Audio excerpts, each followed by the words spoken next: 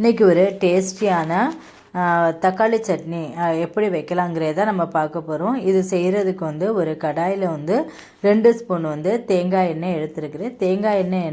தேங்காய் எண்ணெயில் செஞ்சோம் அப்படின்னா ரொம்ப வாசமாகவும் இருக்கும், டேஸ்ட்டாகவும் இருக்கும். இதுக்கு 3 மீடியம் சைஸு பெரிய வெங்காயத்தை மீடியம் சைஸாக கட் பண்ணியிருக்கிறோம். இது நம்ம மிக்சியில் அடிக்கிறதுனால இந்த சைஸில் நம்ம கட் பண்ணிக்கலாம். இல்லை அப்படின்னா நம்ம சின்னதாக வதக்கணும் மட்டும்னா நம்ம சின்னதாக கட் பண்ணணும். இது மிக்சியில் அடிக்கிறதுனால தான் நம்ம இந்த சைஸில் கட் பண்ணியிருக்கிறோம். இனி இது காரத்துக்கு தேவையானது வரமிளகா.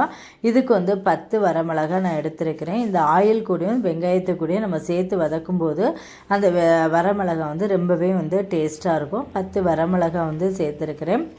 நல்லா இது வெங்காயமும் வரமிளகாவும் நல்லா வதங்குற ஸ்டேஜில் இதுக்கு தேவையான பூண்டு 10 பல் பூண்டையும் போட்டு நல்லா வதக்கிக்கணும்.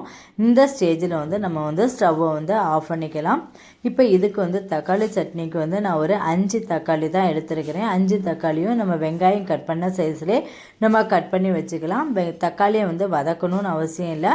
கட் பண்ணி வச்சு ஒரு மிக்ஸி ஜாரில் சேர்த்துக்கிட்டு வதக்குன வெங்காயத்தையும் பூண்டையும் இது கூடவே நம்ம வரமிளகா சேர்த்துருந்தோம், இதையும் சேர்த்து நம்ம சேர்த்துக்கலாம். இதுக்கு நம்ம தக்காளியை அரைக்கும் போதே நம்ம இதுக்கு தேவையான உப்பையும் நம்ம சேர்த்துக்கலாம். இது இந்த ஃபைன் பேஸ்ட்டில் நம்ம அரைச்சி எடுத்துக்கணும். இனி ஒரு கடாயில் தாளிக்கிறதுக்கு 1 ஸ்பூன் தேங்காய் எண்ணெய் எடுத்துருக்கிறேன். இந்த தேங்காய் எண்ணெய் கூட தேவையான தாளிக்கிறதுக்கு கடுகும் நம்ம உளுந்தம் பருப்பும் சேர்த்தா போதும், வேறு எதுவுமே சேர்க்க வேண்டாம். இப்போ இதுக்கு கருவேப்பிலை இருந்தால் 2 கருவேப்பிலை போட்டுக்கலாம். இல்லை அப்படின்னா கருவேப்பிலை சேர்க்கணுன்னு அவசியம் இல்லை. மல்லிகைலையும் சேர்க்கணுன்னு அவசியம் இல்லை. இது சேர்த்ததுக்கப்புறம் நம்ம அரைச்சி வச்சுருக்க விழுதை நம்ம இது கூடவே சேர்த்துக்கலாம். இப்போ நம்ம கடுகும் உளுந்தம் பருப்பும் நல்லா பொரியட்டும்.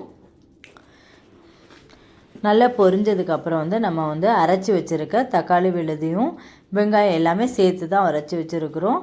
இது நம்ம இது கூட சேர்த்துக்கலாம். ரொம்ப ஃபைன் பேஸ்ட்டாக அரைக்க வேண்டாம், கொஞ்சம் குறகுறப்பாக அரைச்சிக்கலாம்.